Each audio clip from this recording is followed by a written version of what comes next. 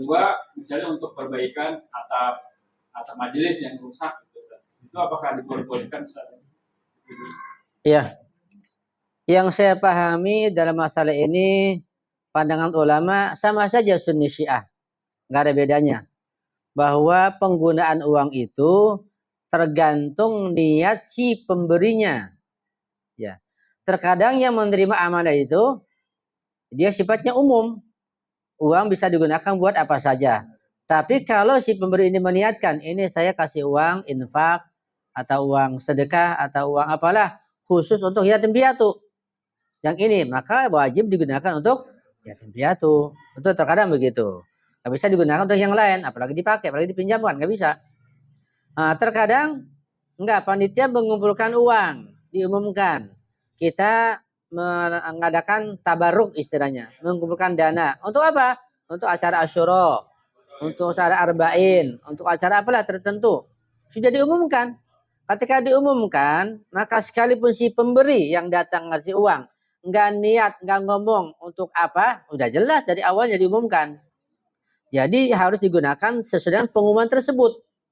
Sekalipun si pemberi dia nggak ngomong, kan sejauh yang minta sudah jelas pengumumannya gitu. Untuk apa? Untuk tabaruk suatu acara.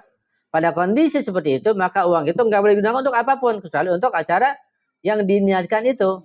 Asyura kah, arba'in kah, atau apa saja. Nggak bisa buat yang lain. Apalagi dipakai atau dipinjamkan, apalagi untuk hal yang sifatnya jauh dari apa namanya dari acara tersebut. Kalau masih ada hubungannya masih mungkin. Misalnya digunakan untuk beli air minum. Untuk apa? Air minum untuk acara Asyura masih ada hubungannya. Atau digunakan untuk apalah? Untuk dekor misalnya. Karena kan dekor nggak dimakan. Kan untuk acara misalnya arba'in masih ada hubungannya, nggak apa-apa. Ya masih ada hubungannya nggak apa-apa. Kalau nggak ada hubungannya, dipinjamkan, beli apa begitu, nggak ada hubungannya nggak boleh. Ya sekalipun ada kesepakatan panitia nggak bisa. Itu masalah syariat. Ya, misalnya ada uang untuk acara arba'in. Ya, kebetulan solokan apa namanya tetangga RT ya bermasalah untuk ke situ ya nggak boleh. Sekalipun semuanya sepakat. Ya. Atau misalnya katakanlah ada uang arba'in untuk acara arba'in dikumpulkan. Kemudian ada ikhwan yang sakit. Kemudian semua panitia sepakat, sebagian disumbangkan untuk yang sakit itu. Ya nggak boleh. Sekalipun semuanya sepakat, ini masalah syariat nggak bisa. Ya, jadi harus untuk acara itu. Atau nanti kalau misalnya ketahuannya menyumbang terdata begitu dan lebih baru ditanya lagi. Ini sumbangan antum masih lebih. Gimana digunakan untuk ini? Baru oh ya nggak apa-apa, lain lagi. Jadi pada dasarnya nggak boleh kecuali untuk acara tersebut. Jelas ya insya Allah. Ya. Suami kan wajib memberi nafkah pada istrinya. Sedangkan misalkan sekarang nih, zaman sekarang zaman modern kan antara istri dan suami itu bekerja, kedua belah pihak itu bekerja. Terus tiba-tiba dalam kurun waktu tertentu suaminya itu tidak bekerja, juga apa yang bekerja hanya istrinya aja seperti itu. Kan kita kata tadi kan kita saling menghormati, saling ini. Cuman kadang-kadang kalau pihak perempuan yang kerja biasanya itu di atas angin dia, jadi dia menguasai segalanya, jadi dianggap sebagai keluarga, kepala keluarga. Itu bagaimana sih? Yang pertama masalah jin, Al-Quran, hadis-hadis hanya sangat global menjelaskan tentang masalah jin. Ketika tidak ada informasi dari Al-Quran, dari hadis, ya kita nggak tahu. Atau dari ulama, kita nggak tahu. Ya, global saja. Quran, hadis, dan menjelaskan bahwa mereka itu berkeluarga. Artinya menikah. Artinya ada jin laki, ada jin perempuan. Mereka beranak pinak. Mereka juga makan, minum, ada pasar, ada jual beli. Mereka juga beribadah, mereka juga punya guru. Dan seterusnya begitu. Ya, cuma detailnya kita nggak tahu. Pasarnya kayak apa. Kalau kita tahu, kita kesana jalan-jalan mau beli apa gitu. Iya. Kita nggak tahu pakainya kayak gimana. Dan makanannya globalnya mereka senangnya makan tulang itu. Jin, ya. Mungkin aromanya. Kayak anjing kan suka tulang. Anjing suka tulang apanya yang dia suka? Kan udah nggak ada dagingnya, tulang nggak bisa makan. Aromanya. Ya, kok bisa? Iya. Aroma itu, aroma terkadang dia menambah energi. Kita saja nih manusia terkadang menghirup aroma tertentu menambah energi. Satu contoh saja yang gampang lah. lagi bulan puasa, lagi lapar-lapar gitu, mendekati maghrib, ya, mau kita mencium masakan yang enak, kan semangat jadinya. Iya, itu saja contoh yang gampang. Menambah energi, jadi aroma itu bisa berkuat. Bau-bau wangian misalnya, menambah energi. Nah, anjing tambah kuat, tambah energinya ketika dia menggigit tulang. Nah, jin begitu juga, sangat suka tulang. Maka jangan buang tulang sembarangan, nanti diambil oleh jin. Itu gelap-gelapnya begitu. Ya. Detailnya kita nggak tahu bagaimana mereka menikahnya, bagaimana walimanya, penghulunya apa, pasar di mana, kita nggak tahu. Global saja. Yang jelas mereka itu ya beribadah juga dan mereka nggak punya marja, nggak punya ulama. Mereka bermaja ke manusia. Kalau pengen tahu tanya Imam Khomeini, tanya Rahbar. Tapi buat apa dibuka? Ya pasti ulama itu dituju oleh jin seperti Abdul Mahsin Najafi. Imam Ma'sum sudah pasti. Karena tugas Imam Ma'sum itu bukan hanya pada manusia, pada alam jin, pada alam yang lain juga. Kita nggak tahu. Dan kita juga nggak perlu tahu, nggak ada artinya. Itu yang pertama. Yang kedua, masalah istri bekerja. Iya, saya pernah bilang, bahkan mungkin beberapa kali, bahwa Islam itu ada 3 unsur penting. Ada unsur yang tersembunyi, 1, ada unsur yang nampak, 2. Unsur yang tersembunyi adalah akidah, dalam hati nggak kelihatan. Itu bagian dari Islam juga. Karena akidah nggak kelihatan dalam hati seorang. Unsur yang nampak itu 2, yaitu fikih dan akhlak. Harus bergandengan. Ya. Dan seringkali masalah akhlak itu punya kedudukan lebih tinggi dibanding fikih. Nah, ketika kedudukan lebih tinggi, pahalanya lebih besar. Ketika diamalkan, kehormatannya lebih tinggi di sisi Allah Subhanahu wa Ta'ala. Cuma kalau nggak bisa dipahami atau salah paham, jadi berantakan, jadi kacau. Ya. Misalnya katakanlah bahwa istri itu tidak wajib masak, istri tidak wajib mencuci, istri tidak wajib menyediakan makanan atau kopi teh pada suaminya, ya, dan yang lainnya. Apalagi menggosok, ngepel, istri nggak wajib. Secara fikih. Jadi teruskan, nggak wajib, ya, secara fikih. Cari nafkah, suami wajib, iya wajib, secara fikih. Akhlak bagaimana? Akhlak lain lagi. Karena si istri tidak wajib secara fikih. Cuci piring, cuci pakaian, masak macam-macam. Sehingga kalau dia lakukan itu mendapat pahala akhlak yang lebih tinggi. Yang kalau nggak diamalkan, rugi. Menyesal selama-lamanya. Nanti akhirat rugi. Satu contoh lah katakan, ini contoh yang paling sederhana. Karena kita akrab dengan materi, kita ini cinta materi, kita pakai contoh materi. Katakanlah, antum punya istri misalnya malas masak, ya nggak apa-apa, nggak wajib. Malas nyuci, nggak apa-apa, nggak wajib. Malas bikin kopi, bikin teh, nggak apa-apa, nggak wajib. Semuanya nggak wajib. Urusan nggak wajib gitu. Sekarang misalnya, kalau istri antum, ini kan fikih nggak wajib. Istri antum, udah antum bilang, Neng, adek, nggak apa-apa, nggak wajib. Gimana kalau nanti ayah gaji sebulan katakanlah 50 juta, mau nggak? Mau. Kenapa mau? Karena ada materi, kelihatan, ada iming-iming. Dengan materi akan tertarik. Oh 50 juta, oh, senang banget. Ya, bisa beli macam-macam. Padahal hanya materi. Fikih nggak wajib, tapi ada materi dari suami, tertarik kan? Gitu. Ini contoh yang gampang. Gimana kalau imbalannya, materinya dari Allah yang surga? Apa nggak mau? Nggak bisa dibandingkan dengan 50 juta, 100 juta, atau triliun yang nggak bisa dibandingkan. Yang kalau tidak dilakukan akan menyesal. Coba saja, ada orang punya istri, suami kaya, kata suaminya, udah nggak usah kerja ngapa-ngapain. Tapi kalau mau kerja di dapur, saya gaji 100 juta sebulan.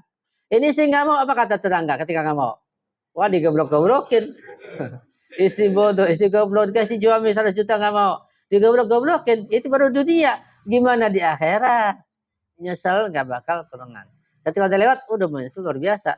Kalau istri mau baik hati, kesian suaminya ada pahala tambahan. Jadi biar suaminya ada pahala tambahan.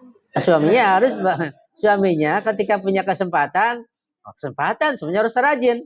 Udah cari nafkah dapat pahala wajib, dapat pahala mustahab, pahala akhlak, bantu istri luar biasa di akhirat.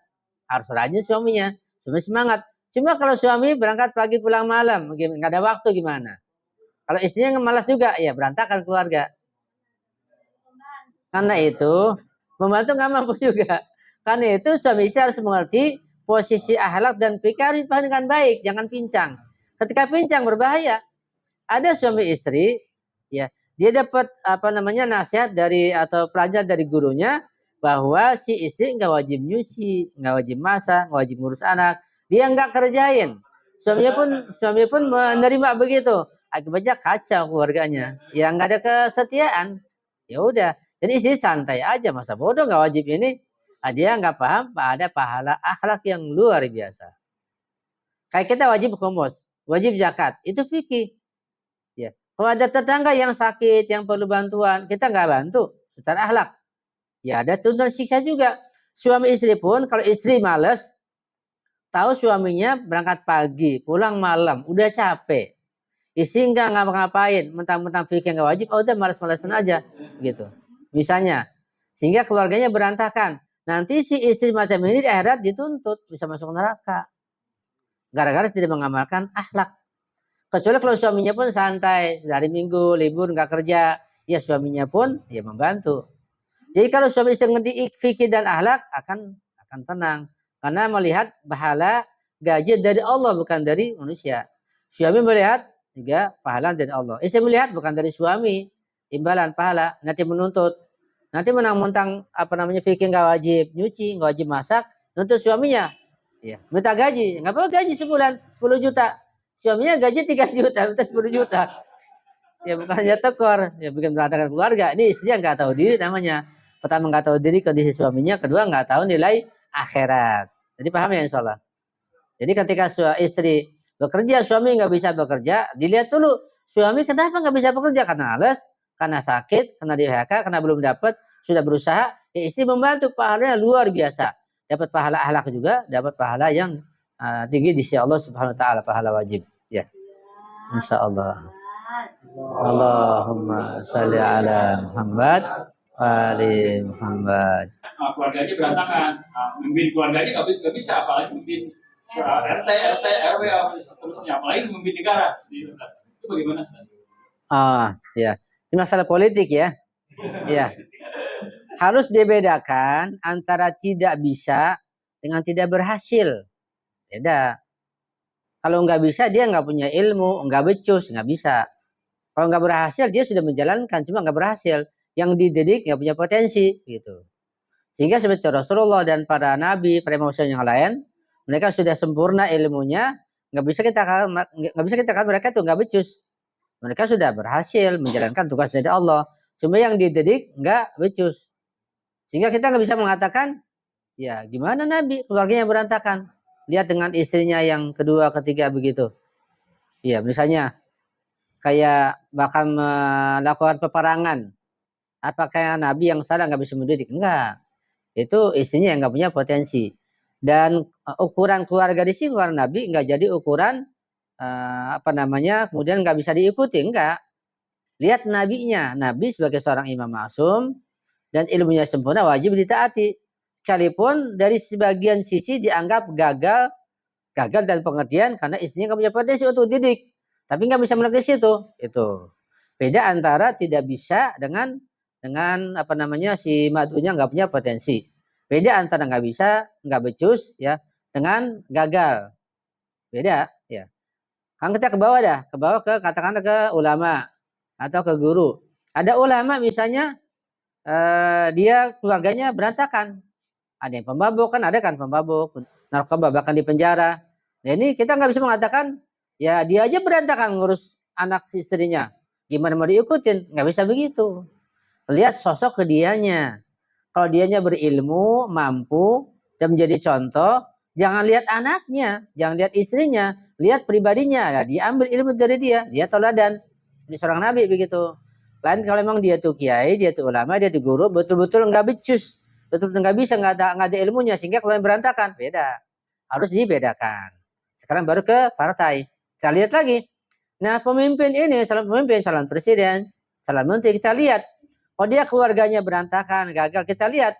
Karena sebab dia nggak becus, nggak bisa, atau karena dia sudah mendidiknya, dia orang terhormat, dia tuh ulama, tapi keluarganya memang nggak punya potensi, atau bagaimana? Kita lihat. Nah kalau dia nggak becus, nggak bisa, dia bukan orang mutadayin, dia bukan orang berpengalaman, nggak punya ilmu, ya tinggalkan yang begitu, cari yang lain yang lebih utama, begitu. Paham ya? Jadi kita melihat sosoknya. Kalau kita melihat yang di bawahnya, nanti pada Nabi pun jadi berefek. Nabi semuanya, Imam Ma'sum juga. Kacau semuanya. Dalam masalah menerima kebaikan itu, yang kita lihat pertama, si pemberi, si guru, ulama, Imam Ma'sum, terus sampai ke atas. Jangan melihat di bawahnya. Dan di bawahnya kacau. Nggak ada yang sempurna.